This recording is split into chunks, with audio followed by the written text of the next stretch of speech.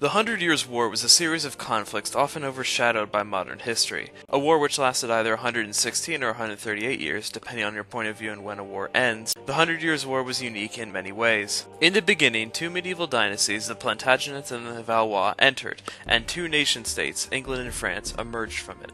With multiple phases, proxy wars, alliances, betrayals, and battles, the Hundred Years' War is a complex and intricate web of history which will take far more than one video to analyze. I'm happy to present History Reforged's first series, The Hundred Years' War. To begin the Hundred Years' War, which started in 1337, we need to go back to the year 1154. One woman is arguably the sole proprietor and cause of the Hundred Years' War, Eleanor of Aquitaine.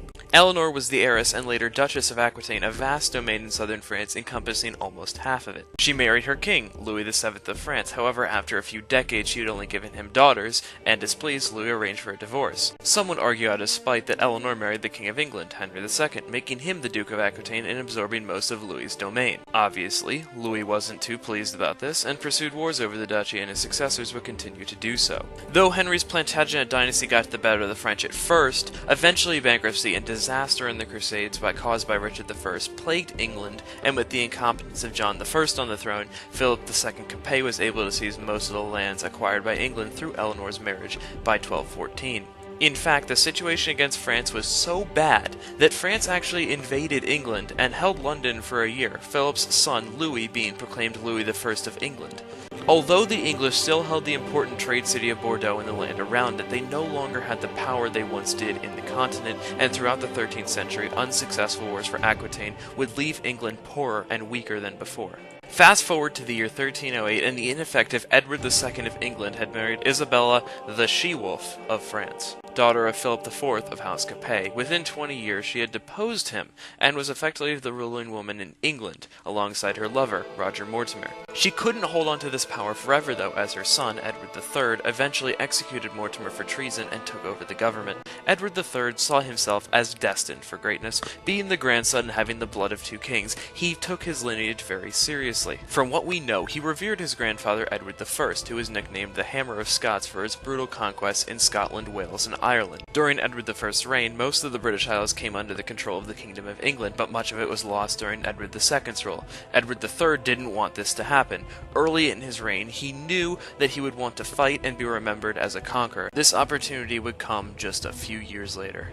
Edward III's mother, Isabella's family, the House Capet, began to take a turn for the worst.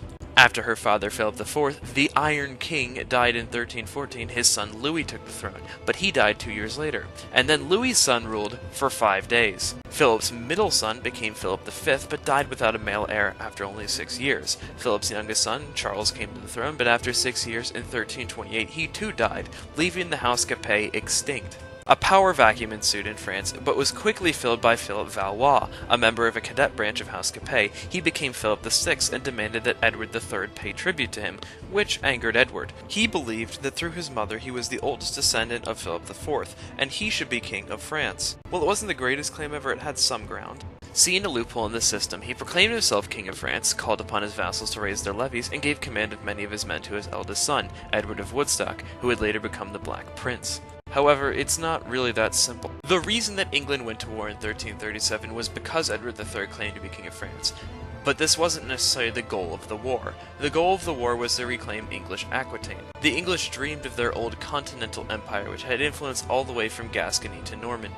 Edward III knew that the entire conquest of France would be unrealistic, so he had two distinct war goals: reconquer Normandy, and however much of southern France within the Duchy of Aquitaine as they could get. Though the French tried negotiating, Edward would not relent and landed in France in 1337, winning a couple of victories. Sieges and battles ensued for the next decade as both sides struggled to gain an advantage against the other. However, this would all change in 1346. The two forces met at Crécy-en-Ponthieu in northern France. The English were besieging Calais, an important trade city and route to England, as the Pale of Calais is the closest point in the English Channel to England. The French intended to wipe out the English army and save the garrison of Calais.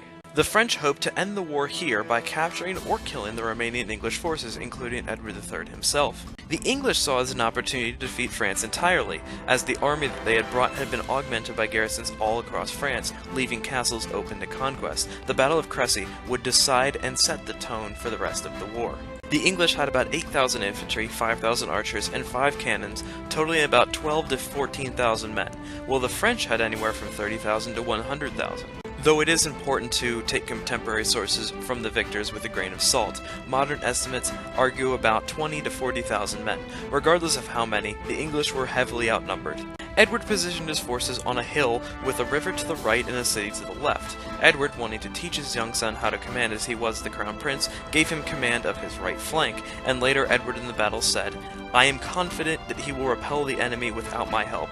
Let the boy win his spurs." The king himself commanded the center, and Lord William Bohun, the Earl of Northampton, took the left. The French advance began around 4 p.m. first with the crossbowmen of Genoa, but the English longbowmen, with superior accuracy and rate of fire, made quick work of them. While the crossbowmen retreated, the English continued their volleys upon the French, inflicting heavy casualties, and the cannons the English brought didn't help the French confusion.